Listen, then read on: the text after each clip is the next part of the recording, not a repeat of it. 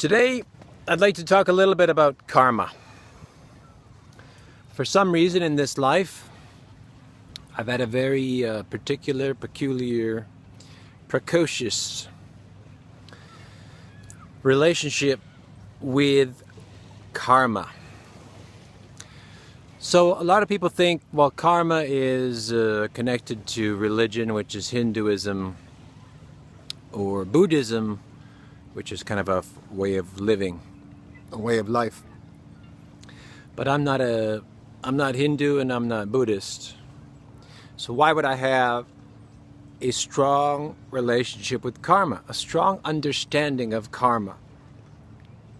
And a lot of this came out 10 or 11 years ago when I woke up. So prior to that, although I tried to live a decent life, I wasn't thinking karma, but maybe I was feeling it. I was processing it. Because on a deeper level, in my subconscious, I understood it. And so when it came out, when I woke up, I started to see the relationship between things, the connection between things. So a negative thought produces a negative reaction. Even things like things that we hold on to in this world and the false reality, things like money, I could feel this smoldering black coal that was money. Now, all of these little things added up, but I didn't start to make sense of it until recent years, when I really began to put together this karmic relationship, which started in my work with Goddess DNA, which was the Gnostic research I did. The Gnostic research is connected to Buddhism. Gnosticism, according to my research, is a descendant of Buddhism. Now, the source of Buddhistic knowledge is a whole other argument, a whole other discussion. I've also had the opportunity to have a death experience, a really brutal death experience. But in that experience, I got to see what happens behind the curtain. And there are some residual memories I have of what happens behind the curtain. That when you die, you don't go to heaven. You go somewhere else. You go to this facility. It's a facility for the newly deceased. And there's no religious, I had no religious connotation to it. And there I also began to learn the importance of karma. Karma, for those who want a simplified definition, is the consequence of action. So that whatever you do in this life, it leads to a result, which leads to another result, which leads to another result. And if those results are negative, they come back at you. Right? Now, it doesn't come back at you directly. Get the light here. Maybe that's not good. There. It doesn't come back at you directly, but it comes back at you because whatever you do comes back.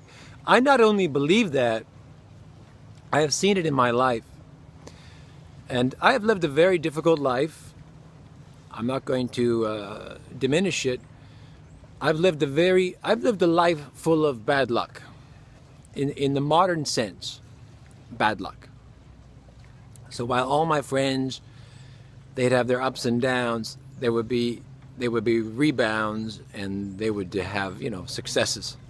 I didn't have those. I'd had ups and downs, and then just more downs and down. But that's all connected to karma, because karma is connected to what? Karma is connected to your next life.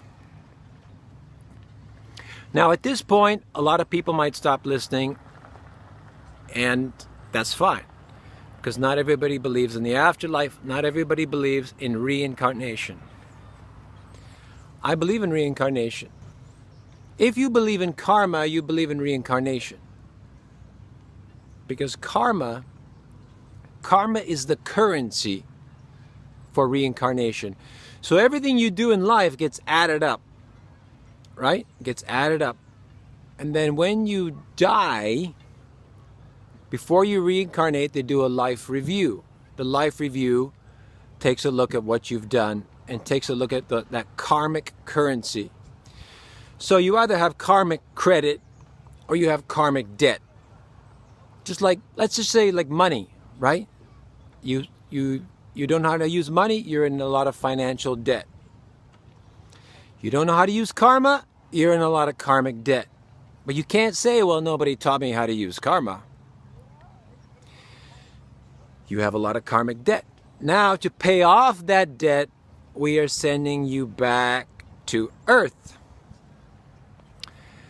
Therein lies the problem with Earth. The master controllers understand what I'm talking about. You don't understand it. You might be afraid to understand it. You might be waiting for someone to force it down your throat so that you understand it. But the master controllers understand karma. Why is that important? The master controllers are feeding off the energy of human beings. Now, how do you keep your food supply full? You need human beings. And you need angry, depressed, fearful human beings. You need people who are suffering in despair. So how do you get a food supply of these miserable, suffering human beings? You, A, don't teach them about karma. B, you damage their karma. Get them in karmic debt. It may appear simple, but this is very, very powerful. This is why this planet feels like a prison. This is why. The master controllers understand karma. As long as they keep you in karmic debt, when you reincarnate, you come back here, more miserable. You're angry, you're miserable, things happen to you, you get more angry, you get more miserable, you get more depressed. You're suffering from depression, anxiety, fear, anger, you have temper problems, you have serious psychological disorders.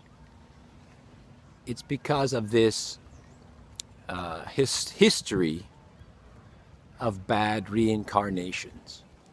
Part of it, let's say part of it. There are medical issues, okay? There are people with medical issues.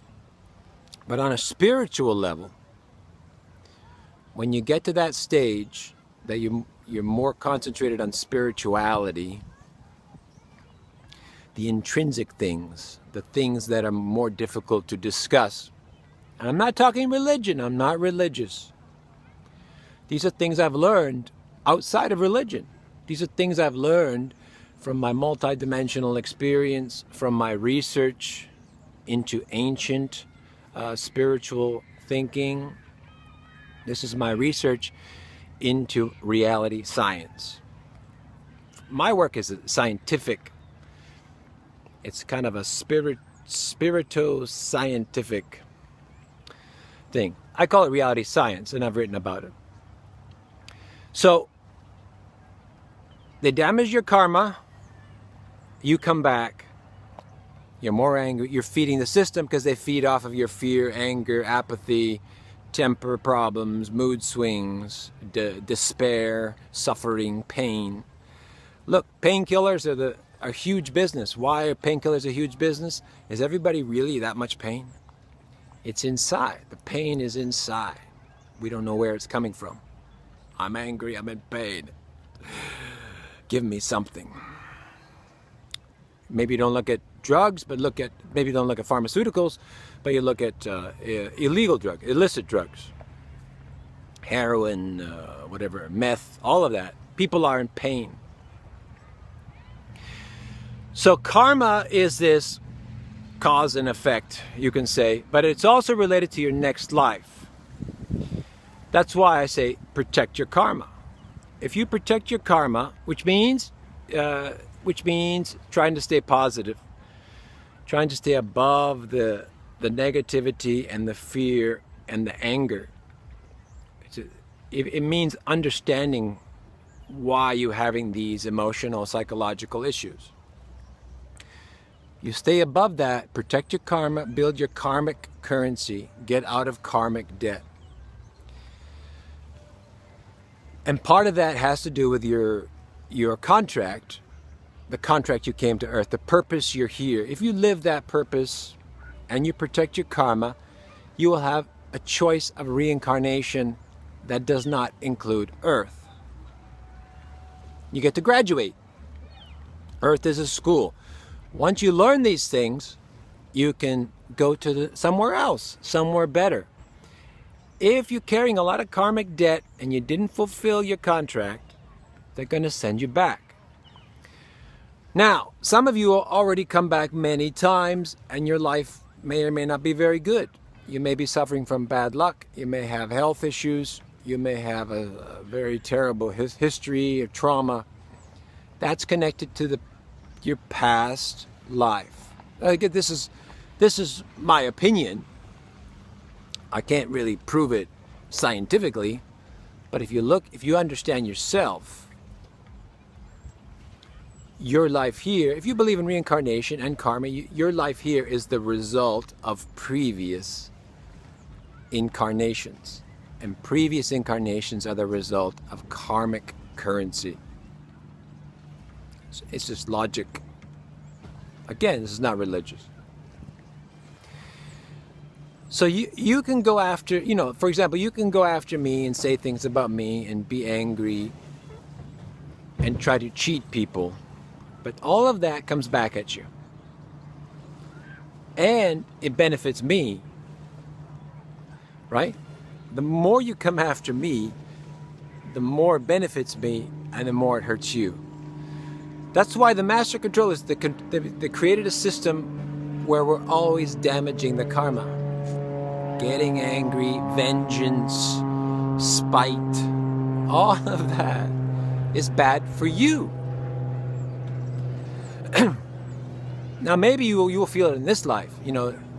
Later on you have a health issue, you end up in the hospital, you end up with a cancer, you lose a spouse, a child.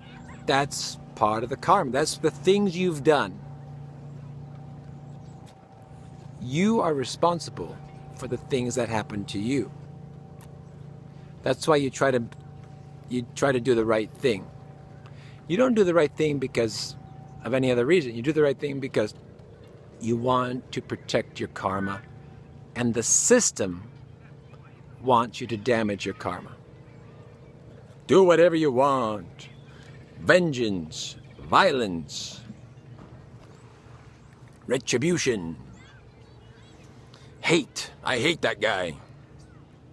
That's all of that is very negative energy, and it has karmic repercussion, and it magnifies and it builds, and in the end you have to be responsible for. You are held accountable for all of your negative thoughts, all of your anger. It comes back at you at the spiritual level. Even if you get through this life without any big problem, you will come back. You will come back, and you will be in a worse position, because what you come back is based on karmic debt or karmic credit. And I'm saying that because I've been to the other side. I'm not saying that's I've been to the other side, and I have residual memories of what they look at. And I've had life reviews. And they take very little things and they magnify it. Protect your karma.